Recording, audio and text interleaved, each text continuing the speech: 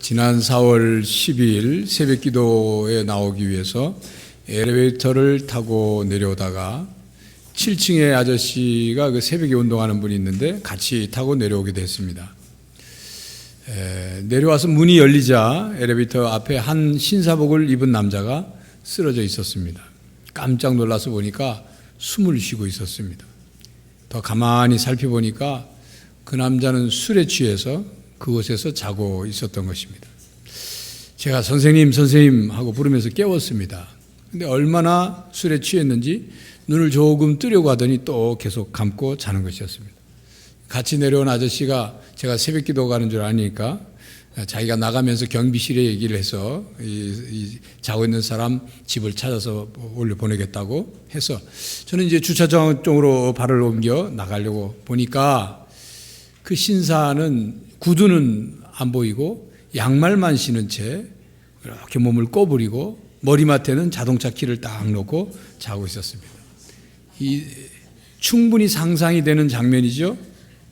아마도 아파트 1층 그 현관문을 들어오면서 자기 집인 줄 알고 구두를 벗고 들어와서 엘리베이터 앞에 자기 방인 줄 알고 차키 내려놓고 자고 있는 거죠. 신사복은 그냥 입은 채로.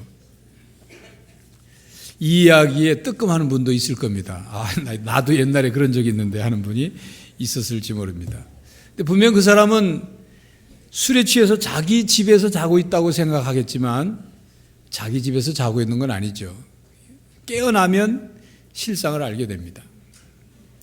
이와 같이 우리는 주일에 하나님께 예배를 드렸다고 생각하겠지만 하나님의 보좌 앞에 나가 진정한 예배를 드리지 않고 그냥 가는 사람이 될 수도 있다는 얘기입니다. 교회의 뜰을 밟고 가긴 하지만 진정한 안식과 은혜를 누리지 못하고 그냥 집으로 돌아가는 경우도 있습니다. 본인은 신앙생활을 제대로 잘 하고 있다고 생각하겠지만 하나님의 관점에서 보면 이상한 신앙생활을 하는 사람이 있을 수도 있습니다. 오늘 본문 말씀은 사도 바울이 디모데에게 보낸 두 번째 편지 내용입니다. 디모데는 에베소 교회에서 목회를 하고 있었습니다. 그런데 그 에베소 교회가 평안하고 아무 문제가 없었던 것이 아니라 이상하게 신앙생활하는 거짓 교사들이 들어와서 이상한 교리를 그리고 이상한 말들을 퍼뜨렸습니다. 그 거짓 교사들은 입으로 말하는 것과 행동하는 것이 전혀 달랐습니다. 여러 가지 당시의 신화들 그리고 전해져 내려오는 어리석고 허탄하고 무식한 이야기들을 퍼뜨려서 교회 공동체의 신앙을 흩뜨려는 세력들이었습니다.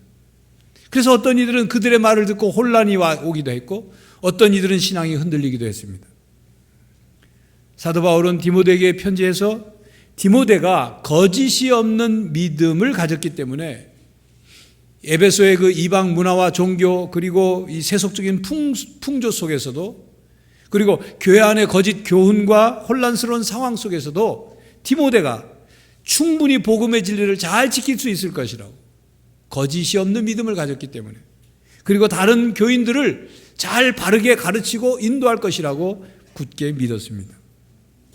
디모데의 이 거짓 없는 믿음, 이 믿음은 디모데의 외할머니 로이스와 어머니 유니게로부터 신앙을 본받고 보고 전수받은 그런 신앙이라고 5절에 말씀합니다. 바울은 디모데에게 거짓이 없는 믿음이 있기 때문에 그 믿음으로 다른 이들을 잘 이끌어줄 거예요. 그들을 가르치고 인도할 것이라고 믿었던 거죠. 그렇다면 디모데의 거짓 없는 믿음이란 어떤 믿음일까요? 거짓이 없는 믿음은 에베소 교회에 들어와 있는 거짓 교사들의 거짓되고 위선적인 믿음에 반대, 대조되는 의미의 믿음입니다. 자신의 이익을 위해 불순한 동기로 믿는 것이 아니라 신실한 동기를 가지고 믿는 믿음. 앞과 뒤가 맞지 않는 믿음이 아니라 안과 밖이 같은 믿음. 앞과 뒤가 맞는 믿음. 진실한 믿음을 말합니다. 디모데는 이 거짓이 없는 믿음을 가지고 배우고 확신한 일에 거할 뿐만 아니라 경건의 훈련을 지속적으로 하고 그래서 믿음의 선한 싸움을 싸워 이길 수 있었던 거죠. 그렇다면 오늘날 우리의 믿음은 거짓이 있는 믿음일까요? 거짓이 없는 믿음일까요? 그리스도인들이 잘하는 3대 거짓말이 있다고 합니다. 혹시 여러분 3대 거짓말, 그리스도인들이 하는 3대 거짓말이 무엇인지 아십니까? 첫째는 하나님의 뜻대로 살겠다고 하면서 성경 말씀을 읽지 않는 것. 둘째는 하나님을 믿는다고 하면서 하나님께 기도하지 않는 것. 셋째는 예수님을 사랑한다고 하면서 전도하지 않는 것이라고 합니다. 이 거짓말은 단순한 거짓말이 아닙니다. 우리의 신앙의 중심을 거짓되게 만드는 거짓말들이에요. 오늘은 바로 이 세 가지 거짓 신앙의 모습을 우리가 바로 고쳐서 우리의 믿음이 거짓이 있는 믿음이 아니라 거짓이 없는 믿음으로 바뀌어질 수 있기를 간절히 바라는 것입니다. 첫째로 하나님의 뜻대로 살겠다고 하면서 성경 말씀을 읽지 않는다면 거짓 믿음이 됩니다. 반대로 성경 말씀을 읽으면서 하나님의 뜻대로 살려고 할 때 우리의 믿음은 진실해지는 거예요. 거짓이 없는 믿음이 되는 겁니다. 성경 말씀을 읽지 않으면서 하나님의 뜻대로 살겠다고 하는 것은 앞뒤가 맞지 않는 말이다 그 말이에요. 성경 말씀을 읽지 않으면서 하나님의 뜻대로 살 수가 없는 거죠. 제가 가까이 지내는 목사님이 있는데 그 목사님과 이런저런 얘기하다가 넥타이 매는 얘기가 나오고 그 다음에 와이셔츠 얘기가 나왔어요. 그 목사님이 이런 말을 하더군요. 자신은 와이셔츠를 입으면 와이셔츠 가운데 이 단추 있는 줄이 중앙에 있지 않고 한쪽으로 늘 한쪽으로 가더랍니다. 그래서 처음에는 이 와이셔츠는 뭐 잘못 만들었나? 왜 자꾸 옆으로 돌아가지? 그랬대요. 그리고 비싸게 주고 산 와이셔츠도 자꾸 그렇더라는 거죠.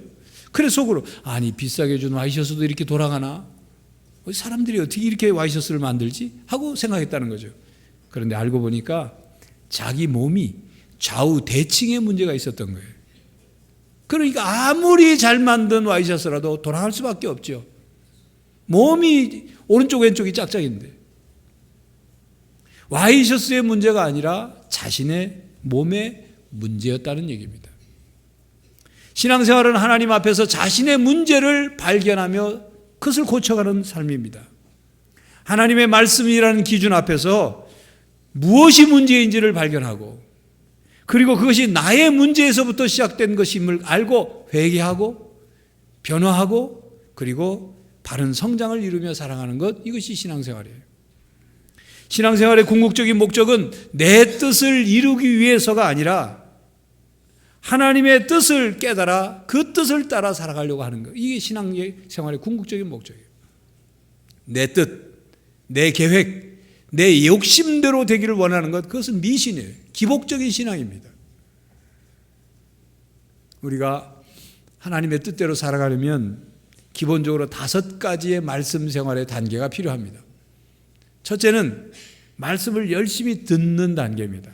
그러므로 믿음은 들음에서 나며 들음은 그리스도의 말씀으로 말미암았느니라. 로마서 10장 17절 말씀이죠. 열심히 들어야 돼요. 예배 때 설교 말씀을 하나님께서 나에게 주시는 말씀으로 귀를 열고 열심히 들어야 합니다. 신앙 집회가 있을 때마다 그런 집회에 참석해서 열심히 하나님 말씀을 들어야 합니다. 듣지 않으면 믿음이 자라지 않는 거예요. 두 번째는 열심히 하나님의 말씀을 읽는 단계입니다. 하루에 살아갈 때 그 세 끼 밥을 꼭 챙겨 먹어야 활동할 수 있는 것처럼 우리의 영도 하나님의 말씀을 먹어야, 읽어야 영적인 생활을 할 수 있겠죠. 세 번째 단계는 말씀을 열심히 공부하는 단계입니다. 하나님 말씀을 듣고 읽을 뿐만 아니라 거기에 머무르지 않고 하나님 말씀을 체계적으로 배우는 거예요. 말씀의 체계, 신앙의 체계를 세우는 거죠. 네 번째는 말씀을 날마다 묵상하는 단계입니다.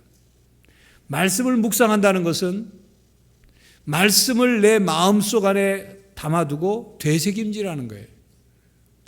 그래서 그 말씀 속에 담긴 하나님의 뜻을 더욱 분명하게, 더욱 깊게, 더욱 풍성하게 깨닫는 것. 그리고 그렇게 묵상을 통해서 말씀이 내 안에 뿌리를 내리고 그 말씀 자체에 있는 능력이 나를 변화시키고 역사하는 것.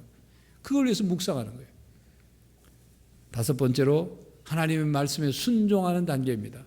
말씀을 듣고 읽고 배우고 묵상하는데 그치지 않고 하나님의 말씀을 실천하는 거예요. 하나님의 말씀에 순종하는 단계. 그래서 예수님께서 말씀하신 것처럼 마치 반석 위에 집을 짓는 지혜로운 사람처럼 하나님 말씀 위에 신앙의 집을 짓는 단계죠. 성경을 읽고 들으며 하나님께서 나에게 주시는 그 말씀을 받지 않는다면 신앙생활을 바르게 할 수 없습니다. 자기 생각에는 바르게 하고 있다고 생각할지 모르지만 그건 하나님의 뜻과 먼 경우가 많습니다. 자신은 열심히 신앙생활을 하고 있다고 생각하지만, 자신은 열심히 하나님을 위해서 봉사하고 있다고 하지만 하나님의 말씀을 읽고 듣지 않으면 그 열심이 자기를 위한 열심이 되고 하나님의 뜻과 상관없는 열심이 되고 엉뚱한 결과를 나타내는 겁니다. 여러분, 부모님의 말씀을 귀담아 듣지 않으면서 나는 부모님께 순종하겠다, 그 말이 되는 것입니까? 그와 같은 거예요. 그러나 여러분 걱정하지 마십시오. 비록 지금은 여러분들의 신앙이 없는 것 같고 신앙이 흔들린 것 같을지라도 날마다 하나님의 말씀을 읽고 듣고 하나님께서 주시는 말씀을 나에게 주시는 말씀으로 받으면 머지않아 하나님의 선하시고 기뻐하시고 온전한 뜻을 분별하며 살아가는 신앙인이 될 것입니다. 성도 여러분, 하나님의 말씀을 열심히 듣고 읽어서 하나님의 뜻대로 살아가는 거짓이 없는 믿음의 사람들이 되시기를 간절히 바랍니다. 둘째로, 하나님을 믿는다고 하면서 기도하지 않는다면 그것은 거짓 믿음입니다. 하나님을 믿는 신앙은 하나님을 향한 반응에서 나타납니다. 하나님을 향하여 내가 어떤 태도, 어떤 자세로 반응하느냐에 따라서 우리의 믿음이, 신앙이 나타나는 거예요. 그저 입술로 나는 하나님을 믿습니다 라고 말한다고 해서 하나님을 믿는 신앙이 계속 지속되는 것이 아닙니다. 전쟁터에서 포탄이 떨어지고 총알이 날아다니고 그때 살고 싶어서 하나님 나 좀 살려주십시오 기도한다고 해서 그것이 믿음이 아닙니다.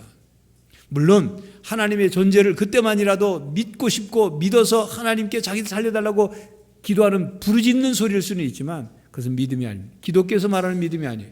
기독교에서 말하는 믿음은 관계입니다. 하나님과 나와의 관계. 믿음으로 관계가 형성이 되어서 그것이 한순간만이 아니라 지속적으로 그 믿음이 지속되어서 끊임없이 하나님을 믿고 자신을 맡기는 거죠. 성도 여러분, 여러분이 하나님을 믿는다면 어떤 하나님을 믿습니까? 여러분이 믿는 하나님은 어떤 하나님입니까? 여러분이 믿고 싶은 하나님을 가상으로 만들어 놓고 믿는 그 하나님 말고 우리가 믿든 안 믿든 스스로 존재하시는 바로 그 하나님, 인간에 의해서 있을 수도 있고 없을 수도 있는 그런 신이 아니라 성경 말씀 속에 계시된, 나는 이런 하나님이라고 계시된 바로 그 하나님, 그 하나님을 믿느냐 그 말입니다. 온 세상을 창조하시고 온 세상을 통치하시고 온 세상을 운행하시는 바로 그 하나님을 믿습니까? 그리고 인간 세상의 모든 역사를 주관하시는 그 하나님을 믿습니까? 우리의 인생이 하나님의 손에 달려있음을 여러분들은 믿습니까? 하나님은 우리의 모든 것을 다 알고 계시고 하나님은 무슨 일이든 행하실 수도 있고 행하지 않으실 수도 있는 전지하실 뿐만 아니라 전능하신 하나님이심을 여러분들은 믿습니까? 사랑하는 자 곧 그 뜻대로 부르심을 입은 사람들에게 하나님께서 모든 일을 합력하여 선을 이루시는 하나님이심을 믿습니까? 하나님은 우리에게 선하시고 기뻐하시고 온전하신 뜻을 이루시는 하나님이심을 믿습니까? 하나님께서 우리를 하나님의 자녀로 삼으시고 하나님이 우리와 함께 하나님이 만드신 이 세상을 다스리시고 우리와 함께 변화시키기를 원하시는 그 하나님이심을 믿습니까? 하나님은 언제나 우리를 사랑하시고 우리에게 긍휼과 은혜를 베풀어 주시는 하나님이심을 믿습니까? 그렇다면 그 하나님께 기도해야 마땅한 것입니다. 그런데 하나님 없이도 내가 다 할 수 있어. 내 문제는 내가 알아서 해. 전쟁터나 교통사고 직전이나 천재지변 일어나기 바로 직전에 그때는 하나님 찾는 거지. 하나님께 그도 시도 때도 없이 도움을 구하는 그런 사람은 나약한 인간인 거야 라고 생각한다면 하나님께 기도하지 않겠지요. 그러나 여러분이 하나님을 믿는다고 하면서 하나님께 기도하지 않는다면 정말 하나님을 믿고 살고 있는지를 돌아봐야 합니다. 아니면 하나님을 믿기는 믿되 무능한 하나님을 믿든지, 나를 도울 수 없는 하나님, 나의 삶을 주관하지 못하고 나를 구체적으로 도울 수 없는 하나님이라고 생각하며 그 하나님을 믿고 있는 것은 아닙니까? 하나님께 드리는 기도는 아무나 할 수 있는 것이 아닙니다. 기도는 아무나 할 수 있습니다. 이게 무슨 말입니까? 다른 종교에서도 기도는 합니다. 삼신 할머니에게도 기도하고, 귀신에게도 기도하고, 돼지 대가리 놓고도 기도하고, 각자 믿는 신에게 기도합니다. 어떤 사람은 기도한다고 하면서 기도하는 거예요. 자기 뭣도 해주시고 뭣도 해주시고 뭣도 해주시고 해놓고는 제일 끝부분에 하나님, 예수님, 부처님, 공자님께 기도합니다. 그래. 왜 그렇게 기도하냐 했더니 어떤 분이든 하나 얻어 걸려가지고 자기 기도 들어주면 되지 않느냐는 얘기죠. 얻어 걸리는 것이 아니라 얻어 맞지 않는 게 다행인 줄 알아야 합니다. 기도는 유행수가 아닙니다. 기도는 유행수가 아니에요. 장난이 아니에요. 자기가 믿는 신을 우롱해서는 안 되는 거예요. 기도는 누구에게 하느냐, 그것이 중요한 거예요. 그 기도를 듣고 기도에 응답할 수 있는 존재에게 하느냐, 그 기도를 듣고 그 기도를 이루어줄 수 있는 분에게 기도하느냐, 아니면 그냥 막연한 있지도 않는 힘도 없는 그런 그 어떤 존재에게 기도하느냐, 이건 차이가, 결과가 다른 거죠. 우리는 살아계신 아버지 하나님께 기도합니다. 그래서 하나님께 드리는 기도는 하나님의 자녀들에게 주신 특권이에요. 하나님 자녀들에게 기도할 수 있게 하셨다고 말해요. 성경에 보면 하나님께서 하나님의 백성들에게, 하나님의 자녀들에게 하나님께 기도하라는 말씀. 너희는 내게 와서 부르짖으라, 간구해라, 환난 날에 나에게 부르짖으라, 쉬지 말고 기도해라, 항상 기도하며 깨어 있어라, 아무것도 염려하지 말고 기도하고 간구해라, 구하라, 찾으라, 두드리라. 하나님께 기도한 즉, 하나님께 부르짖은 즉 하나님이 응답하셨다는 말씀이 얼마나 많이 나오는지 모릅니다. 뿐만 아니라 성경에 나오는 많은 신앙의 선조들이 자신들의 삶 속에서 하나님을 어떻게 믿고 하나님께 어떻게 기도했는지, 그래서 그들이 처한 상황에서 하나님의 어떤 놀라운 능력을 경험했는지를 기록한 말씀이 성경 말씀입니다. 하나님 말씀을 통해서 하나님께서 우리의 믿음의 기도에 응답하시는 하나님이심을 가르쳐주고 있는 거죠.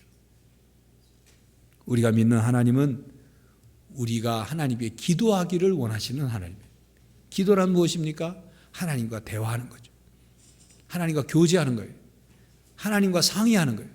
내 속에 있는 얘기를 하나님께 꺼내고, 내 죄도 꺼내놓고, 내가 원하는 것도 꺼내놓고, 하나님을 향한 감사도 꺼내놓고, 하나님께서 나에게 또 뭐라고 말씀하신지를 들으려고 하고, 나이가 필요할 때 하나님께 도와달라고 구하기도 하고, 그뿐만 아니라 하나님의 뜻이 내게 이루어질 수 있도록, 하나님의 뜻이 이 세상에 이루어질 수 있도록 간구하는 것, 그게 기도죠.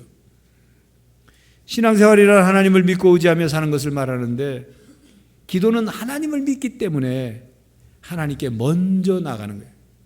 하나님이 하실 수 있기 때문에, 하나님의 뜻이 이루어지기를 원하고, 하나님의 방법으로 문제 해결되기를 원하고, 하나님의 능력으로 선한 결과가 이루어지기를 원하기 때문에 하나님께 먼저 기도하는 것입니다. 여러분, 살아가면서 중요한 일을 해야 할 때, 아니면 어떤 문제를, 어떤 어려움을 만났을 때 여러분들은 무엇부터 하십니까? 기도부터 합니까? 아니면 무슨 말이나 다른 것부터 먼저 합니까? 그런 일을 당할 때, 그런 일을 해야 할 때 우리가 할 말이 있고 해서는 안 될 말이 있어요. 말을 해야 될 때가 있고 침묵해야 될 때가 있죠.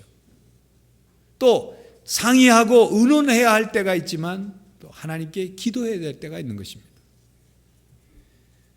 그런데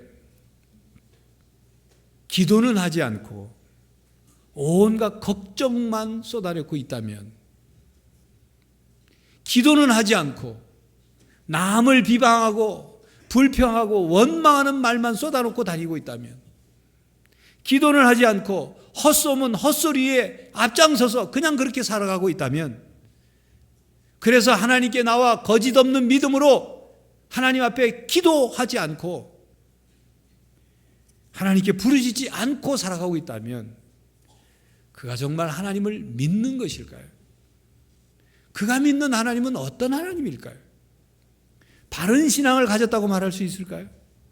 성도 여러분, 지금은 하나님을 믿고 기도해야 할 때입니다. 기도하십시오. 하나님께 기도하십시오. 쉬지 말고 기도하십시오. 시간을 정해놓고 기도하십시오. 하나님을 믿는다면 기도하십시오. 믿음으로 하나님께 기도하십시오. 주님께 조용히 나와 여러분의 마음을 쏟아놓으면서 하나님께 기도하시기를 바랍니다. 셋째로, 예수님을 사랑한다고 하면서 전도하지 않는다면 예수님을 사랑한다는 말이 거짓말일 수 있습니다. 여러분, 세상에서 숨길 수 없는 것이 세 가지가 있다고 합니다. 첫 번째는 재채기. 재채기가 나오려고 하는데 그걸 숨길 수 있는 사람은 아무도 없습니다.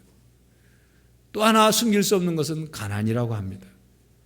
우리가 가난을 남들 앞에 숨기려고 하지만 자기도 모르게 드러나요. 순간, 한 잠깐은 숨길 수 있을지 모르지만 시간이 가면 내가 입은 옷에서, 내가 이 살아가는 생활 습관에서, 돈을 사용하는 그런 모습에서 가난이 드러나요. 또 한 가지 숨길 수 없는 것이 있는데 사랑이랍니다. 우리 마음에 사랑하는 사람이 생기고 사랑하게 되면 얼굴부터 달라진다고 하죠. 그래서 연세 드신 분들은 그 노래를 알 겁니다. 옛날 봉봉사중 장단이 부른 사랑을 하면은 예뻐져요. 아무리 못생긴 아가씨도 사랑을 하면은 예뻐져요. 이런 노래가 있어요. 실제로 사랑을 하면 몸에서 도파민이라는 호르몬 수치가 높아지면서 눈은 반짝거리고 또 입술은 미소가 가득하고 뺨은 벌그레해진다는 거예요. 그래서 예뻐 보이는 거예요. 우리가 예수님의 사랑을 깨닫고 예수님을 사랑한다면 그 사랑을 우리가 숨길 수 있느냐 그 말이에요. 물론 사랑의 표현은 다양할 수 있습니다. 잔잔한 사랑이 있는가 하면 격정적인 사랑이 있을 수 있죠. 가랑비와 같은 사랑이 있는가 하면 소나기 같은 사랑이 있을 수 있죠. 봄과 같은 사랑이 있는가 하면 여름과 같은 사랑이 있을 수 있습니다. 사랑의 표현과 모습이 다를 수는 있지만 그러나 중요한 것은 우리 안에 사랑이 있느냐, 그 사랑을 어떻게 표현하느냐, 그 사랑을 가슴에만 담아두지 않고 다른 사람에게 사랑을 표현하고 나누느냐, 그건 분명히 있어야 되는 거죠. 예수님을 사랑한다고 하면서 전하지 않는다면 예수님에 대한 사랑이 부끄러워서 숨기는 것입니까? 예수님께로부터 놀라운 사랑을 받아서 내가 영생을 얻고 구원을 받았고 하나님의 자녀가 되어서 감사합니다, 감격합니다고 하면서 다만 나만 그 사랑을 받고 끝내버린다면 예수님의 십자가의 사랑이 어떤 것인지를 제대로 알고 사랑을 받은 걸까요? 예수님께서 왜 십자가에 못 박혀 죽으셨는지 그것을 아는 걸까요? 구원의 사랑을 베풀어 주신 예수님 감사합니다. 나를 사랑해 주신 예수님, 나도 예수님 사랑합니다.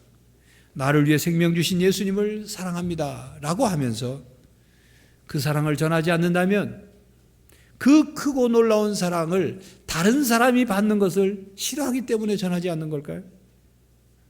예수님의 사랑은 나를 위한 사랑이지만 또한 다른 이들을 위한 사랑이기도 합니다. 예수님의 사랑은 나를 구원하시는 사랑이지만 온 인류를 구원하시는 사랑이에요. 온 세상을 향한 사랑입니다. 그리스도인들은 예수님을 사랑한다면 예수님께서 내가 사랑하는 그 예수님이 가장 좋아하시는 것이 무엇인가? 내가 사랑하는 예수님이 우리에게 맡기신 사명이 무언가를 기억해야 합니다. 내 이웃을 내 몸과 같이 사랑해라. 서로 사랑해라. 그 사랑 중에 가장 큰 사랑이 어떤 사랑입니까? 생명을 살리는 사랑입니다. 천하보다 귀한 생명을 살리는 사랑, 가장 큰 사랑, 그 사랑을 우리에게 하라고 하시죠. 여러분이 예수님을 사랑한다면 예수님을 사랑하는 만큼 그 사랑을 여러분의 마음속에 담고 그 예수님의 사랑을 다른 사람들에게 전해야 합니다. 예수님의 사랑을 전하지 않는다면 바로 우리가 예수님을 사랑하지 않는 게 아니냐 그 말이에요. 예수님을 사랑하지 않는다면 모르지만 예수님을 사랑한다면 우리가 사랑하는 예수님의 십자가의 복음을, 십자가의 사랑을 전해야 한다 그 말입니다. 다음 주는 해피데이입니다. 그동안 마음속에 품고 저분에게 꼭 예수님의 사랑을 전했으면 좋겠다 생각한 그분을 위해서 더 열심히 기도하십시오. 포기하지 마십시오. 예수님의 사랑이 그의 마음속에 흘러들어가도록 기도하십시오. 성령 하나님이 그 마음을 움직여 줄 수 있도록 열심히 기도하고 열심히 섬기고 열심히 사랑하고, 그래서 천하보다 귀한 생명을 구할 수 있기를 바랍니다. 오늘 설교는 여러분들이 자주 듣던 설교일 것입니다. 귀가 따갑게 듣던 설교죠. 그렇다면 왜 이런 설교를 해야만 할까요? 다른 설교가 준비되지 않아서 이 설교를 하는 것일까요? 신앙생활에 있어서 아주 기본적인 것이면서도 너무나도 중요한 것인데도 불구하고 제대로 이루어지지 않고 있기 때문에 그런 것입니다. 아무리 강조해도 지나치지 않는 것, 이 기본적인 신앙, 이 신앙이 거짓되지 않고 진실된 신앙으로 자리를 잡을 때 우리의 신앙은 건강하고 온전한 신앙으로 자라게 될 것입니다. 성도 여러분, 여러분의 신앙이 거짓이 있는 신앙이 되지 않기를 바랍니다. 하나님의 말씀을 읽고 듣고, 그리고 하나님의 말씀을 나에게 주시는 하나님의 말씀으로 받아서 하나님의 뜻대로 살아가는 그리스도인들이 되기를 바랍니다. 하나님을 믿을 뿐만 아니라 하나님께 열심히 기도해서 하나님의 도우심과 능력을 체험하며 승리하는 성도들이 되시기를 바랍니다. 예수님을 사랑하고 그 예수님을 사랑하는 사랑으로 예수님의 사랑과 복음을 다른 이들에게 전하는 성도들이 되시기를 간절히 바랍니다. 거짓이 없는 믿음으로 믿음의 선한 싸움에서 승리하는 성도들이 다 되시기를 간절히 바랍니다. 기도하겠습니다. 하나님, 우리의 믿음이 진실된 믿음이 되기를 원합니다. 하나님 앞에 솔직한 사람으로 되기를 원합니다. 주님, 우리의 믿음이 하나님의 말씀을 가까이 하고 말씀을 받아들여 하나님의 뜻을 분별하여 살아가게 해주시고, 하나님을 믿는 믿음으로 하나님께 열심히 기도하여 우리의 삶을, 이 세상을 바꿔가고 하나님의 그 능력을 체험하며 살아가게 하여 주시옵소서. 예수님의 사랑을 받은 우리들이 예수님을 사랑하고 예수님을 사랑하는 그 사랑으로 다른 이들에게 사랑을 전하게 하여 주시옵소서. 성령 하나님, 저희 가운데 오셔서 우리의 믿음을 새롭게 하시고 거짓이 없는 믿음으로 믿음의 선한 싸움에서 승리하게 하여 주시옵소서. 예수 그리스도의 이름으로 기도하옵나이다. 아멘.